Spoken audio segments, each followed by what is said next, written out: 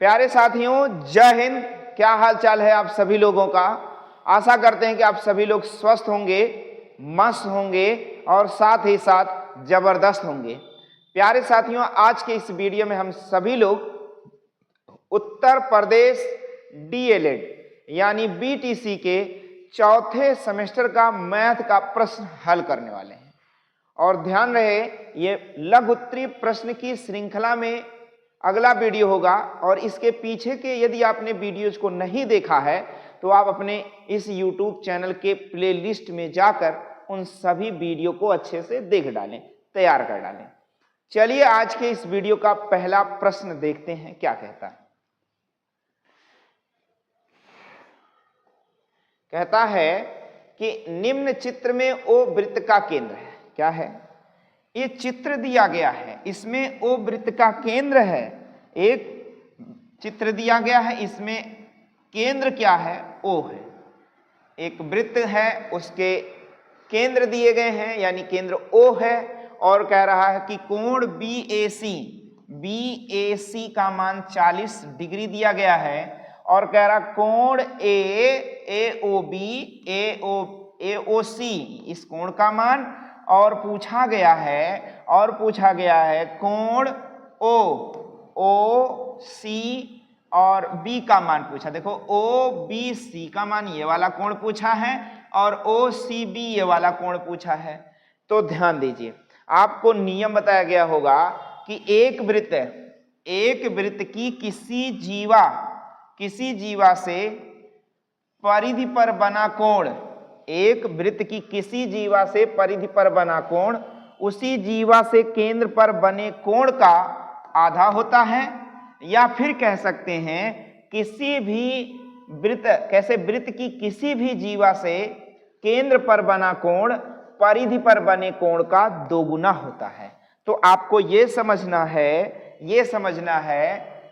समझना क्या है इसे समझिए। चलिए हल लिखते हैं और समझते हैं।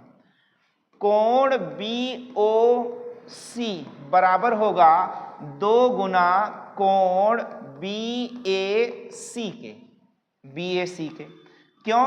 क्योंकि आपको पता है कि वृत्त के किसी जीवा से, लिख सकते हैं आप, वृत्त के किसी जीवा से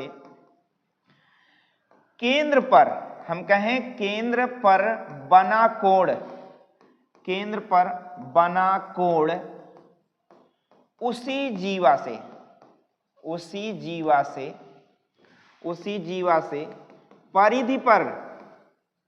परिधि पर बने कोण का 2 गुना होता है।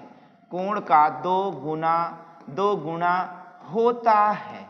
यह आप समझ सकते हैं, समझ गए ना। इसलिए अगर हम कहें कोण BOC बराबर क्या है, तो कोण BOC का मान हो जाएगा 40 दूना 80। ये बात समझ गए ना। अब बताओ, किसी त्रिभुज की 2 भुजाएं इसलिए बराबर हैं, यहां पर 2 भुजाएं बराबर करेंगे। किसी एक त्रिभुज है, इसकी 2 भुजाएं बराबर है, चूंकि OB बराबर OC के। तो आपको लिखना है क्या? लिखना है चूंकि OB बराबर OC के, एक ही वृत्त की त्रिज्या है, एक ही वृत्त की त्रिज्या है। क्या भैया? त्रिज्या है, आप ऐसे कह सकते हैं, एक ही वृत्त की त्रिज्या है।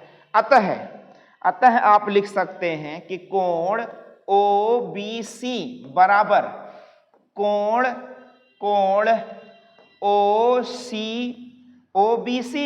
OCB के बराबर हम थीटा मान लेते हैं। क्योंकि आपको पता है कि कोण OBC प्लस में कोण OBC प्लस में कोण BOC बराबर 180 अंश। त्रिभुज के तीनों अंतःकोणों का योगफल 180 अंश होता है। और इसके बारे में आपको पता चल गया है। ये कितना अंश है आपका? 40 दूना 80 अंश। अब ये बताओ कि यहां पर कितना अंश लिखोगे? OB बराबर क्या लिखोगे आप? OBC थीटांश, ओ बी सी, ओ सी बी लिख ले भैया, यहां पर एक लिख लेना है आपको, क्या लिखना है, ओ बी सी हो गया है, ओ बी सी, ओ सी बी लिख सकते हैं आप, बात समझ रहे ना, नहीं तो फिर गड़बड़। इसका भी मान आपको क्या लेना है, थीटांश लेना है, और इसका मान आपने निकाला कितना, 80 अंश, बराबर क्या हो गया, 180। अब देखो थीटा थीटा 2 थीटा हो जाएगा, प्लस में 80 अंश हो जाएगा, बराबर में 180 अंश। 2 थीटा बराबर हो जाएगा 80 जाके घट जाएगा 100 अंश आ जाएगा, और थीटा का मान आ जाएगा 50 अंश। अतः कोण OBC, अतः कोण OBC बराबर कितना अंश हो जाएगा, 50 अंश। अतः कोण OBC बराबर 50 अंश, और कोण OCB बराबर भी क्या होगा, 50 अंश होगा। यही सवाल का क्या होगा, आपका उत्तर हो जाएगा। क्या इतनी बात आपको समझ में आ जाएगी? तो नोट कर लेंगे, यह सवाल आपको समझ में आ जाएगा। चलिए अगले प्रश्न की ओर चलते हैं। अगला प्रश्न कहता है कि एक बाग की लंबाई, देखिए एक बाग की लंबाई दिया गया है, बाग दिया गया है, एक बड़ा सा बाग होगा आपके पास, एक बाग की लंबाई और चौड़ाई दी गई है। लंबाई कितनी दी गई है, 180 मीटर दिया गया है, और बाग की चौड़ाई 120 मीटर दिया गया है। कह रहा बाग के बीचों बीच एक दूसरे को समकोण पर काटती हुई 3 मीटर चौड़े 2 रास्ते बनाए गए। एक रास्ता ये हो गया, 3 मीटर चौड़ा रास्ता हो गया, और एक दूसरा रास्ता चौड़ाई के समानांतर, लंबाई और चौड़ाई के समानांतर बीचों बीच एक दूसरे को काटते हुए समकोण रास्ते बनाए गए, जो 3 मीटर चौड़ा है, 3 मीटर है। इसकी मोटाई कितनी है, चौड़ाई 3 मीटर। कह रहा इस रास्ते पर मिट्टी डलवाने का खर्च 12 रुपये प्रति वर्ग मीटर की दर से है, तो टोटल खर्च ज्ञात कीजिए। तो देखिए आप ये बताएंगे कि ये जो है ये आपका रास्ता है, रास्ता की लंबाई यहां से यहां कितनी हुई बताओ, 180 मीटर। हम रास्ते का क्षेत्रफल पहले ज्ञात करेंगे। क्या ज्ञात करेंगे हम रास्ते का क्षेत्रफल, रास्ते का क्षेत्रफल ज्ञात करेंगे। तो रास्ते का क्षेत्रफल कैसे निकाला जाएगा, इसे आप समझो। देखो ये आपकी क्या है, लंबाई है, और ये क्या है, चौड़ाई है। अगर इतना रास्ता हम ज्ञात कर लें तो एक तरफ से रास्ता हो जाएगा 80 गुणे 30, 180 मीटर लंबा गुणे 3 मीटर चौड़ा, प्लस अब ऊंचाई के रूप में देखो रास्ता, इधर से आओ और इधर से आओ। अगर मैं कहूं यहां देखो ये रास्ता यहां से आएगा, यहां से आएगा, यहां से आएगा, यहां, और यहां पर चबूतरा बन जा रहा है, तो जिसे हमने एक बार इसमें ले लिया है, इस वाले रास्ते में नहीं काउंट करेंगे, वरना भीटा बन जाएगा। अब देखो हम क्या करेंगे, पूरा कितना है, 120 है, 120 मीटर है कि नहीं है, या फिर आप एक काम कर लो, पूरा 120 इधर से ले लो, 120 गुणे 3 ले लो। चलो हम 120 गुणे 3 ले लेते हैं, 120 गुणे में 3 मीटर। अब माइनस करना है, यहां 2 बार काउंटिंग हुई है, इसे एक बार माइनस कर देना है। यहां जो 2 बार काउंटिंग हुई है इसे हमें एक बार रास्ते को माइनस कर देना है। तो इसकी लंबाई और चौड़ाई कितनी आपको दिखती है, 3 मीटर लंबा 3 मीटर चौड़ा, तो इसकी लंबाई चौड़ाई के हिसाब से 3 गुणे 3 हमें क्या कर देना है, कम कर देना है। यह टोटल रास्ते का क्षेत्रफल हो जाएगा। तो देखो 18 तिया 54 यानी 540, 12 तिया 36 यानी 360, 3 त्रिका 9। अब देखो यहां हो जाएगा 4 5 3 8 1 900 हो जाएगा, माइनस में 9 हो जाएगा, तो 891 वर्ग मीटर यह आपका रास्ता हो गया। और खर्चा 12 रुपए के हिसाब से है, तो कुल खर्च निकाल लो आप। क्या निकाल लो, कुल खर्च आ जाएगा 891 गुणे में 12, तो 12 एकन 12 के 2, 12 नवा 108 के 8, हाँ 12 एकन 12 और 12 नवा 108 एक 9, हासिल आ जाएगा 10। 12 8 96 जोड़ दोगे तो आ जाएगा 6 9 1 10, 10,692 रुपया टोटल खर्च, 10,692 रुपया, 10,692 रुपया टोटल खर्च आपका आ रहा है इस रास्ते पर मिट्टी डालने का। क्या बात समझ गए ना। स्क्रीनशॉट ले लें और समझ जाएं, फिर अगले प्रश्न की ओर चलते हैं। हम सभी लोग अगला प्रश्न देख रहे हैं, कह रहा है 6 अंकों की बड़ी से बड़ी 6 अंकों की बड़ी से बड़ी पूर्ण वर्ग संख्या ज्ञात कीजिए। एक पूर्ण वर्ग संख्या ज्ञात करना है 6 अंकों की, तो सबसे पहले तो आपको लिखना होगा कि 6 अंकों की बड़ी से बड़ी संख्या कौन सी है। तो 6 अंकों की बड़ी से बड़ी संख्या 9 9 9 9 9 9 है। 9 9 ये सबसे बड़ी अंकों 6 अंकों की संख्या है, 6 अंकों की सबसे बड़ी संख्या। इसका पूर्ण वर्ग बनाने के लिए हम भाग विधि से सेट करते हैं इसे, ठीक है ना। चलिए यहाँ 9 ले लेते हैं, 9 9 81, 81 में 99 घटाएंगे तो यहाँ देखो आ जाएगा 9 में से 1 गया 8 और 9 में से 8 गया 1। अगला जोड़ा उतार लेंगे 99, 9 लाकर जोड़ देंगे, बात समझ गए ना। 9 दूनी 18 हो गया। फिर देखो कितनी बार जा रहा, तो 9 बार जा रहा है। 9 9 81, 9 8 72, 8 80, शून्य हासिल 8, 9 1 9 8 17। फिर घटाएंगे, 9 में से 1 गया 8, यहाँ 9 हो जाएगा, 8 में से 1। अगला जोड़ा उतार लेंगे और फिर लाकर यहाँ 9 जोड़ देंगे, तो 9 दूनी 18, 8 1 9 और 1 हो जाएगा। फिर देखो कितनी बार जा रहा, तो 9 बार फिर जा रहा है। 9 9 81 के 1, 9 9 81 1, 9 8 72, 72 8 80, शून्य हासिल 8 और 9 9 81, 8 89, 9 हासिल आए 8 और 9 1 9 8 17। चलिए 9 में से 1 गया 8, यहाँ 9 और 18 में से 9 गया 9 और यहाँ बचा आपका 8 में से 7 गया 1। 1998, 1998 यह रह गया। क्या आगे कोई और जोड़ा है, तो नहीं है, तो नहीं उतारेंगे। अब देखिए 9 9 9 9 9 9, इसमें से आपको घटाना है 1998 घटा देना है। 9 में से 8 गया 1, 0 0 8 9 9, यही आपकी सबसे बड़ी पूर्ण वर्ग संख्या है। 6 अंकों की बड़ी से बड़ी पूर्ण वर्ग संख्या क्या है, 99 80 0 1। बात समझ गए। 9,98,001 यह आपकी 6 अंकों की बड़ी से बड़ी पूर्ण वर्ग संख्या हो जाएगी। बात समझ गए ना। चलिए अगले प्रश्न की ओर चलते हैं। अगला प्रश्न आपका कहता है, एक आयताकार बाग की लंबाई उसकी चौड़ाई की 3 गुनी है। देखो एक आयताकार बाग है, एक आयताकार बगीचा है जिसकी लंबाई दिया गया है, लंबाई उसकी चौड़ाई की 3 गुनी है, यानी 3x है। अगर लंबाई x चौड़ाई x है तो लंबाई कितनी है, 3x है। कह रहा इस बाग का क्षेत्रफल, इस बाग का क्या क्षेत्रफल, इस बाग का क्षेत्रफल। तो देखिए बाग का क्षेत्रफल आप लिखोगे, बाग का क्षेत्रफल,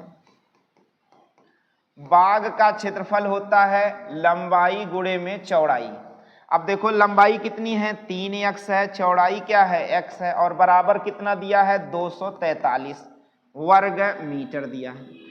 3x गुणे x मतलब x स्क्वायर बराबर 243 और 3 गुणे में है 3 बटे में आ जाएगा, x स्क्वायर बराबर हो जाएगा 3 अट्ठे 24, 3 वर्ग का उल्टा वर्गमूल हो जाएगा। x का मान 9 9 यानी x का मान 9, यानी इसकी चौड़ाई कितनी आ जाएगी 9 और लंबाई कितनी आ जाएगी 9 त्रिक 27 मीटर। सवाल का उत्तर हो जाएगा।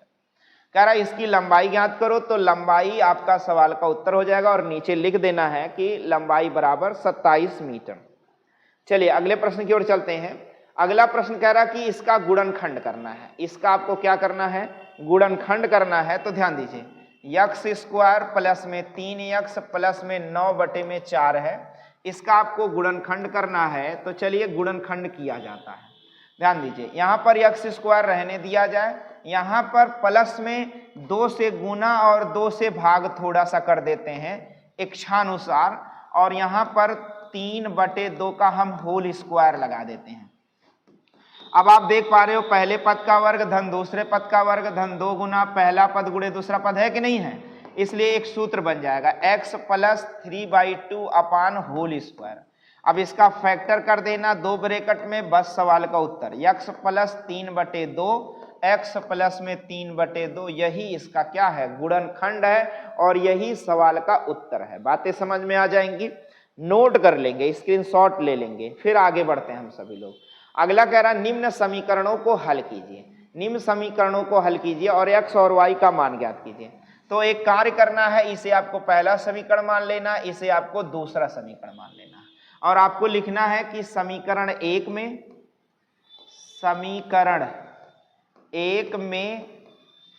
2 से गुणा और समीकरण 2 में 3 से गुणा करने पर, क्या समझ गए ना, गुणा करने पर ये बात समझ में आ जाएगा। तो चलो 2 से गुणा यहां करते हैं तो 2x माइनस 3y बराबर में 13, इसमें पूरे में किससे गुणा, 2 से, इसमें 7x माइनस 2y बराबर में 20, इस पूरे में किससे गुणा, 3 से गुणा। यहाँ 2 से गुणा करोगे तो 2 दूनी 4x, 2 तिया 6y और 2 13 दूनी 26, 3 से 3 सते 21, x माइनस 3 दूनी 6y और बराबर में 3 दूनी 6 यानी 20 तिया 60। अब एक दूसरे को घटाने पर यहाँ आ गया समीकरण 3 और यहाँ आ गया समीकरण 4 आ गया। समीकरण 3 और 4 को आपस में घटाने पर माइनस माइनस, ये दोनों, ये माइनस है तो प्लस हो जाएगा, ये दोनों कट जाएंगे, 21 माइनस 4 बराबर आ जाएगा माइनस में 17x। यहाँ देखोगे माइनस में आ जाएगा 60 माइनस 26 बराबर 34, माइनस से माइनस कट गया, 17 दूनी 34 यानी x का मान आ गया 2, यानी x का मान आ गया 2। यदि x बराबर 2 आ गया, जिसे समीकरण 1 में रखने पर x का मान समीकरण 1 में रखने पर जितना बड़ा चाहेंगे उतना बड़ा बढ़ाते चले जाएंगे भैया। आइए, है आपके पास 2x माइनस 3y बराबर में 13, यहाँ रखोगे 2 दूनी 2 गुणे में 2 माइनस में 3y बराबर में 13, 2 दूनी 4 हो जाएगा, 13 इधर आके माइनस हो जाएगा, 3 उधर जाके प्लस हो जाएगा, 13 माइनस 4 बराबर माइनस में 9 बराबर 3y, 3 त्रिका 9 यानी y का मान आ गया -3। अतः x बराबर 2 और y बराबर -3 होगा, समीकरण का हल होगा। क्या ये बात समझ में आ जाएगा ना? तो स्क्रीनशॉट इसका भी लेंगे और आगे बढ़ते हैं अगले सवाल की ओर। कह रहा कि एक सारणी आपके सामने दी गई है और सारणी में 40 छात्र की आयु वर्षों में दी गई है और इनमें माध्यिका ज्ञात करना। क्या ज्ञात करना है? माध्यिका। तो माध्यिका ज्ञात करने का सूत्र आपको पहले से बताया गया है, उससे पहले इनको सेट कर लो। आप लिख लो आयु और बारंबारता लिख सकते हो, बारंबारता या छात्रों की संख्या लिख सकते हो, संख्या। फिर उसके बाद आपका आता है संचयी बारंबारता, संचयी बारंबारता। 12 समझ में आ जाएगा ना? देखो आयु कितनी है इनकी, तो 10 है, 12 है, 14 है, 16 है और 18 है। 10 वाले की बारंबारता 4 बार है, 12 वर्ष के लड़का 8 है, 14 वर्ष का लड़का 12 लोग हैं और 16 वर्ष के लड़के 6 हैं और 18 वर्ष के 10 लड़के हैं। अब इनकी संचयी बारंबारता आप देखोगे तो 4 है, 8 4 12 है और 12 दूनी 24 हो जाएगा, 24 6 30 हो जाएगा और 30 10 40। छात्रों की संख्या 10 16 10 6 12 8 20 10 30 10 40 40 है। अब देखो यहाँ पर माध्यिका कैसे निकाला जाता है, तो माध्यिका बराबर यदि समपद है, समपद बटे में 2 होता है, यदि विषम पद है तो विषम प्लस 1 बटे में 2 वहाँ पद होता है। बात समझ गए ना? तो यहाँ विषम पद नहीं है, यहाँ सम है, इसलिए हम क्या लिखेंगे? 40 बटे में 2 बराबर 20वां पद। क्या होगा भैया? 20वां पद। अब देखो 20वां पद किस में आ रहा है? 20वां पद जिसमें आ जाएगा, 20वां पद इसमें आ रहा है और इसमें आ रहा है, तो ये वाला आपका क्या हो जाएगा? क्या हो जाएगा? माध्यिका हो जाएगा। माध्यिका कितना होगा बताएंगे, तो माध्यिका इसका 14 होगा, 14 वर्ष हो जाएगा। माध्यिका कितनी हो जाएगी? माध्यिका 14 वर्ष आ जाएगा, सवाल का उत्तर हो जाएगा। क्या बातें समझ गए ना? 20वां पद यानी माध्यिका 14 आ जाएगी, सवाल का उत्तर हो जाएगा। माध्यिका बराबर कितना आ जाएगा? 14। स्क्रीनशॉट ले लेंगे, फिर अगले प्रश्न की ओर चलते हैं। अगला कह रहा है कि भैया 4 cot 45 अंश। देखिए 4 4 cot स्क्वायर 45 अंश, यहाँ दिया है 4 काट स्क्वायर 45 अंश, माइनस में सेक, माइनस नहीं यहाँ प्लस होगा ध्यान रहे, प्लस सेक स्क्वायर 60 अंश प्लस में साइन स्क्वायर 30 अंश। इसका मान ज्ञात करना है। चूंकि आपको सारणी बताई गई है, सारणी कैसे याद करना बताया गया है कि भैया 0 1 2 3 4 लिख लो, सब में 4 से भाग कर दो, 4 से भाग कर दो, 4 से भाग, अंडर रूट ले लो, under root under root under root ले लो। यहाँ देखोगे तो 0/4 यानी 0, यहाँ आएगा 1/2, यहाँ आएगा क्या 1/√2 आएगा, 2 से 2 कट जाएगा तो 1/√, यहाँ √3/2 आ जाएगा और यहाँ क्या आ जाएगा 1। यहाँ पर लिखोगे साइन लिखोगे और यहाँ लिखोगे 0 30 45 60 और 90 हो जाएगा। यहाँ लिखोगे आप कास और पलट कर लिख दोगे 1√3/2 और यहाँ पर 1/√2 और इसको वहाँ 1/2 और यहाँ 0। अगर tan का निकालना है तो tan का 0/1 यानी 0, बात समझ गए ना, 0/1 यानी 0, 1/2 बटे में √3/2 तो 1/√3 आ जाएगा और यहाँ 1 आ जाएगा और यहाँ क्या आ जाएगा √3 और यहाँ क्या आ जाएगा इनफाइनाइट। इस प्रकार से साइन कॉस टैन, और इसी का एकदम उल्टा क्या होता है कॉट होता है। जैसे कॉसेक साइन है, साइन का कॉसेक, कॉसेक 30 का मान क्या होगा तो साइन 30 का मान 1/2 होता है तो कॉसेक 30 का मान होगा 2 होगा, बस इतना ही है। अब देखो tan 45 का मान 1 है तो काट 45 का मान क्या होगा 1 ही तो होगा, कॉट 45 1 होगा। पहले से क्या है 4 और 1 का होल स्क्वायर प्लस में सेक 60। देखो सेक 60, अगर कास 60 याद है आपको, कास 60 का मान होता क्या है वही सेक 60 का होता, बस पलट कर होता है। कास 60 का मान 1/2 होगा, देखो कास 60 का मान 1/2 होगा तो सेक 60 का मान होगा 2 का होल स्क्वायर, बस बात समझ गए ना। प्लस में साइन 30 का मान 1/2 होता है, आपको याद रखना साइन 30 बराबर 1/2 होता है और 1/2 का होल स्क्वायर कर देना है। अब देखोगे यहाँ 4 1 4 हो जाएगा, प्लस में 2 दूनी 4 हो जाएगा, प्लस में 1/2 4 हो जाएगा, 4 4 8 प्लस में 1/4।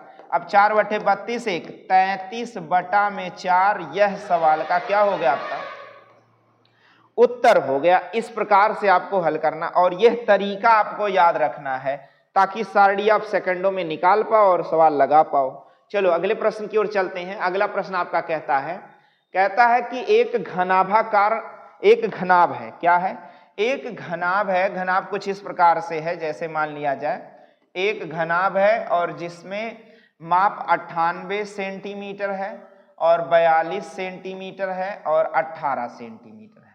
कह रहा इससे है इसके आयतन के बराबर आयतन वाले घन की भुजा ज्ञात करो।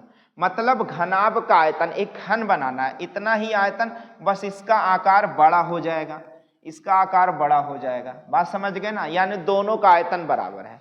अब तो हम ये कह सकते हैं कि भैया घन का आयतन, देखो घन का आयतन बराबर हम क्या लिख सकते हैं घनाभ का आयतन। क्या लिख सकते हैं घनाभ का आयतन। अब देखो घनाभ का आयतन, तो घन का आयतन क्या होता है भुजा की 3 घात होता है। सूत्र आपको याद रखना है, भुजा की क्या होती है 3 घात होती है और घनाभ का आयतन लंबाई गुणे चौड़ाई गुणे ऊंचाई होता है। लंबाई कितनी है 98 सेंटीमीटर, चौड़ाई कितनी है 42 सेंटीमीटर और ऊंचाई कितनी 18। अब देखो घन का उल्टा क्या हो जाता है घनमूल हो जाता है और ये क्या आ गया घन की भुजा आ गई। चलो यहाँ पर देखोगे तो यहाँ पर देखोगे तोड़ोगे इसे 14 सत्ते 98 या 2 सत्ते 14 सत्ते 98 लिख सकते हैं। 2 सत्ते 14 सत्ते 98 इसे लिख सकते हैं 2 सत्ते 14 तियां 42 लिख सकते हैं। इसे 2 तियां 6 6 दूनी 12 नहीं 2 तियां 6, चलो 2 तियां 6 और 6 तिरिक 18 लिख लिए। अब देखो घनमूल लगा है तो 3 संख्या में से एक संख्या बाहर होगी। घनमूल मतलब 3 संख्या में से, जैसे 7 7 और 7 बाहर आ गया, 2 2 और 2 बाहर हो गया, 3 3 3 3 बाहर हो गया, तो यानी 7 दूनी 14 14 तियां 42 सेंटीमीटर हो जाएगा क्या उस घन की भुजा, उस घन की भुजा जो उस घनाभ के आयतन के बराबर है। यानी जितना घनाभ में पानी भरा जा सकता है उतना उस घन में भी पानी भरा जा सकता है। इस प्रकार से यह सवाल हो जाएगा आपका। प्यारे साथियों, जो भी प्रश्न आपको पढ़ाया जा रहा है, बताया जा रहा है, ये आपके परीक्षा की दृष्टि से बहुत इंपॉर्टेंट है। इन सभी प्रश्नों को बेसिक तौर पर आपको तैयार करना है ताकि आपका डीएलएड सेमेस्टर अच्छा हो। साथ ही साथ आप आगे चलकर टेट की तैयारी करेंगे तो भी ये आपके लिए बहुत ही फायदा यानी रामबाण साबित होने वाला है। तो इसलिए सभी वीडियो को लास्ट तक अच्छे से देखना है और ध्यान रहे मन से देखकर लिख कर नोट्स भी बना लेना ताकि ये आपका तैयार हो जाए। मैथ जितनी बार लगाएंगे उतना ज़्यादा तैयार होगा और जितना सवाल लगाएंगे उतना सूत्र का प्रयोग होगा और उतना ही सूत्र आपको अच्छे से तैयार होता रहेगा। प्यारे साथियों, आशा करते हैं कि यह वीडियो आपको अच्छा लग रहा होगा, तो लाइक, शेयर और सब्सक्राइब करना बिल्कुल ना भूला करें और साथ ही साथ बेल आइकन यानी घंटा भी दबाएं, जिससे हमारा मनोबल बढ़ेगा और साथ ही साथ हमारे अगले वीडियो का नोटिफिकेशन भी आप तक समय से पहुंचता रहेगा। मिलते हैं आपसे अगले वीडियो में, तब तक के लिए जय हिंद।